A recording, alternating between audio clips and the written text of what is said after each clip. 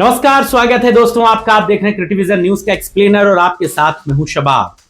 बिहार चुनाव में एक विधायक को जिताने का रामजी गौतम को इनाम मिला है। जी हां, बिहार चुनाव के प्रभारी रामजी गौतम ने जिस तरीके से बिहार में बहुजन समाज पार्टी को चुनाव लड़ाया, जिस तरह 20 से 30 सीटों पर बहुजन समाज पार्टी ने मजबूत फाइट की, जिस तरह बहुजन समाज पार्टी ने प्रत्याशियों का चयन किया, जिस तरह रामजी गौतम ने चुनाव मैनेज किया और जिस तरह नतीजों तक रामजी गौतम चुनाव में डटे बने और लड़ते रहे, उसका उन्हें बड़ा इनाम मिला है। बिहार के बाद रामजी गौतम को उत्तराखंड का भी प्रभारी बनाया गया है।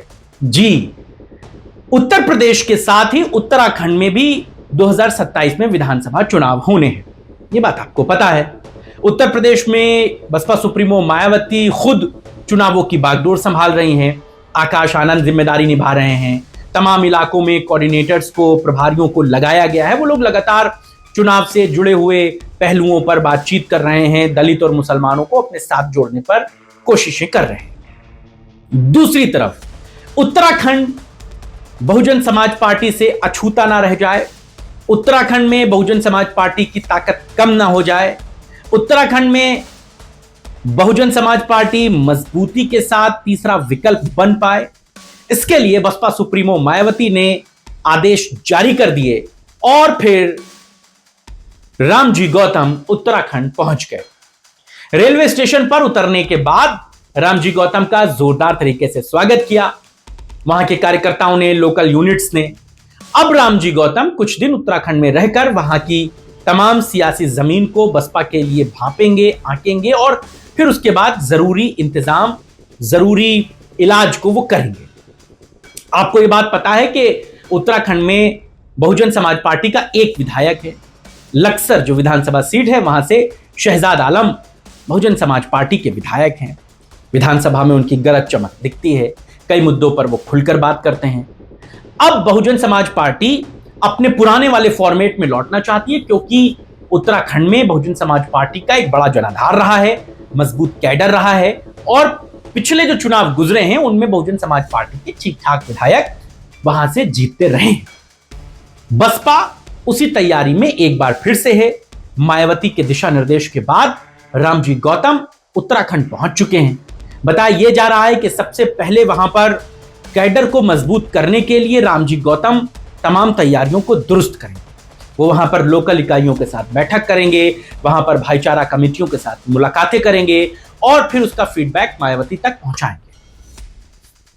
रामजी गौतम ने बिहार के चुनाव में जिस शिद्दत के साथ बसपा के लिए लड़ाई लड़ी, भले चुनाव वहां के प्रत्याशी लड़ रहे थे, रामगढ़ सीट पर सतीश यादव ने जीत भी दर्ज की, लेकिन जितना प्रत्याशियों ने मेहनत की उतनी ही मेहनत रामजी गौतम ने की, इस बात में कोई दो राय नहीं। रामजी गौतम ने वहां पर बहन जी की जनसभाएं कराई।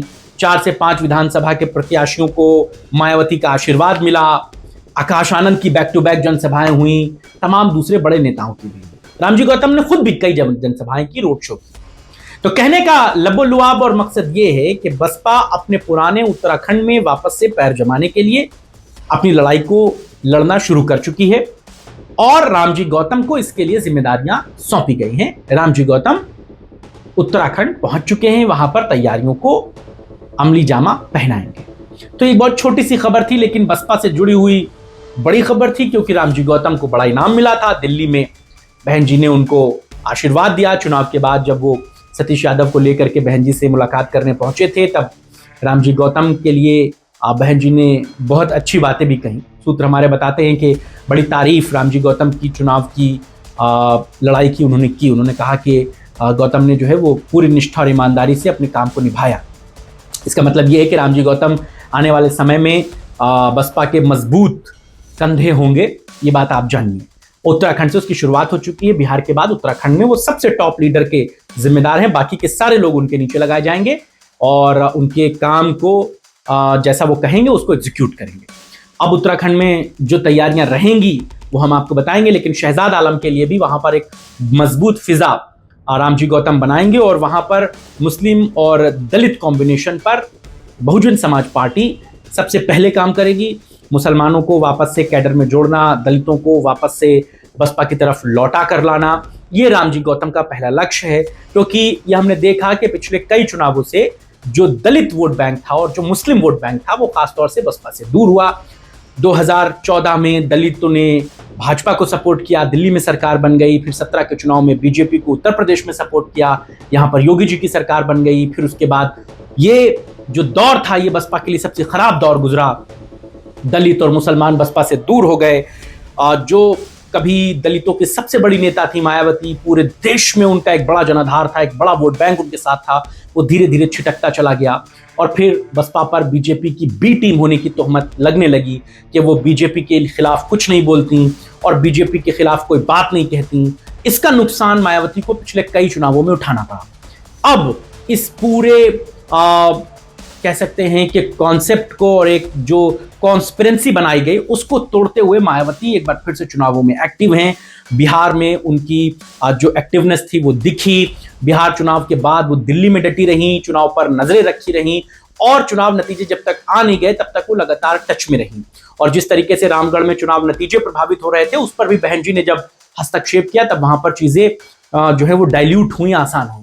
अब मायावती एक बार फिर से उठ खड़े होना चाहती हैं और लगातार दूसरे राज्यों में जहां पर मायावती और बसपा का जनाधार था उस जनाधार को वापस पाने के लिए वो कोशिशों में जुट गई हैं। और शहजाद आलम जो विधायक हैं लक्सर से, वो भी इस बात को समझते हैं कि बसपा का उत्तराखंड में मजबूत होना कितना जरूरी है और किस तरीके से रामजी गौतम उनके लिए बड़े भरोसे के, बड़े जरूरत के आदमी वहां पर उपलब्ध होंगे। तो अब बसपा कैसे अपनी चीजों को वापस से एग्जीक्यूट करेगी, कैसे चीजें बनेंगी, इस पर निगाहें रहेंगी। लेकिन उत्तराखंड में मायावती अब लड़ाई लड़ने के लिए पहाड़ पर तैयार है। आप इस खबर पर क्या सोचते हैं, आपकी क्या राय है, हमें बताइएगा।